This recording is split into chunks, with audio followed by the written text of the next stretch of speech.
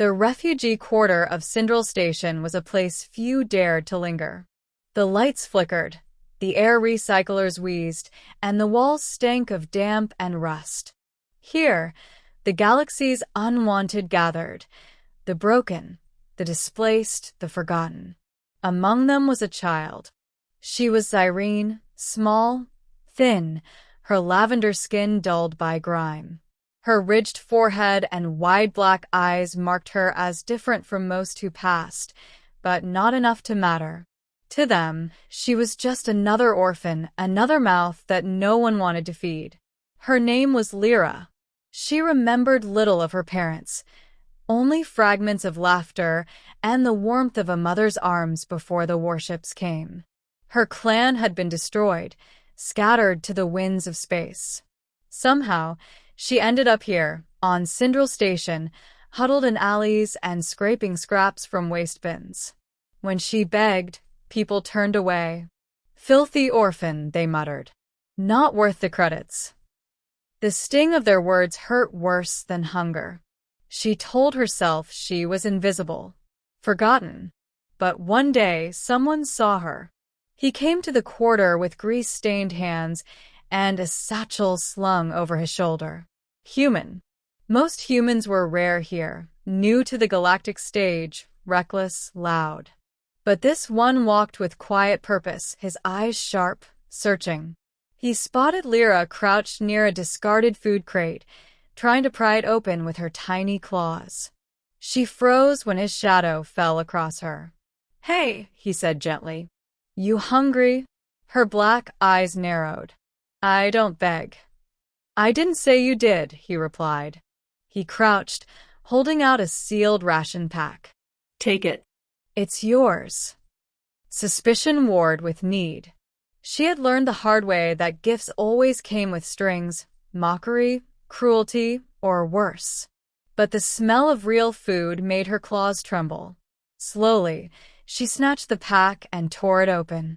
The taste nearly made her cry. The man smiled faintly. "Name's Jacob." She hesitated, then whispered, "Lira." "Well, Lira," Jacob said, "it looks like the galaxy's done a lousy job taking care of you." His eyes softened. "Maybe I can do better." At first, she thought he was joking. No one wanted her. But Jacob came back the next day.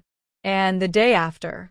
He brought food, clean water, even a blanket that smelled faintly of oil and smoke. He sat with her, not flinching from the dirt or the shame-marked stares of others passing by. "Why?" she demanded once. "Why me?" His answer was simple.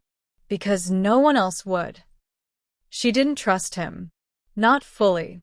But when he offered to take her out of the quarter, just for a hot meal and a safe place to sleep, her hunger outweighed her fear.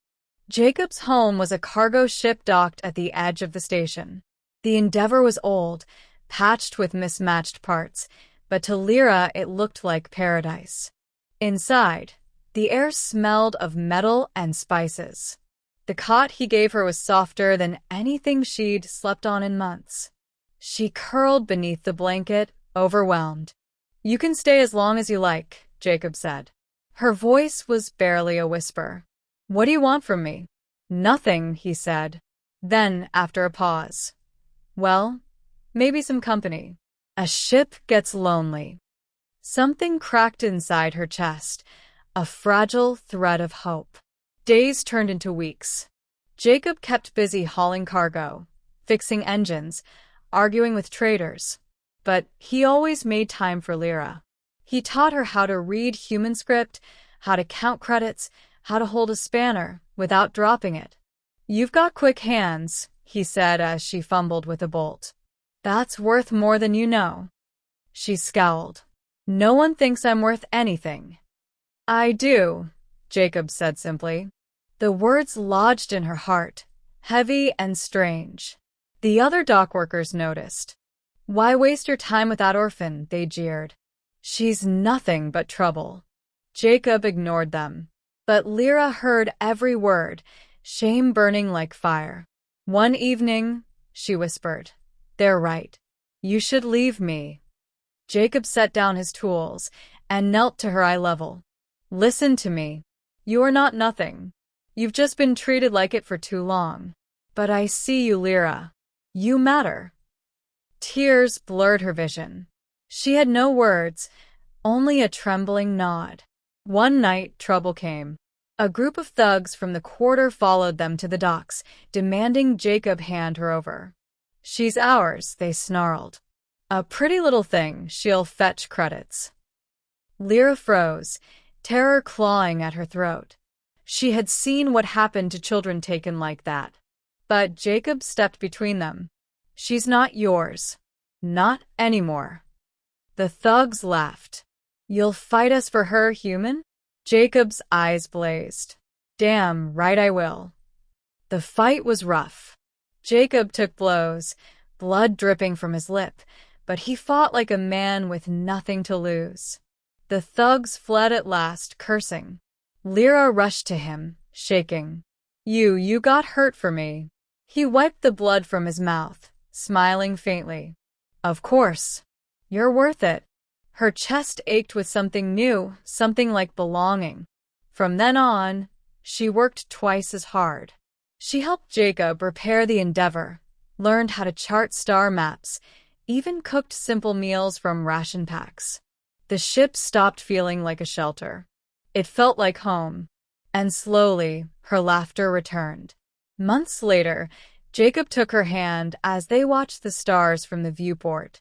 Lira, I've been thinking. You deserve more than scraps and survival. You deserve a future. If you want it, I'll make sure you get one. Her breath caught. A future? He nodded. Schooling, training, whatever you want. You'll have choices. Because you're not just some orphan anymore. You're my crew. My family. The word lit a fire in her chest. Family. Something she thought she'd never have again. Tears streamed down her cheeks as she whispered, "Thank you." Years later, when travelers spoke of the Endeavor, they told of the human and the alien girl who sailed the stars together. They told of Jacob, who saw worth where no one else did. And of Lira, the orphan who became more than a survivor, who became someone with love, a future, and a name spoken with pride. For no one had seen her as worthy until one human did. And that was enough to change her life forever.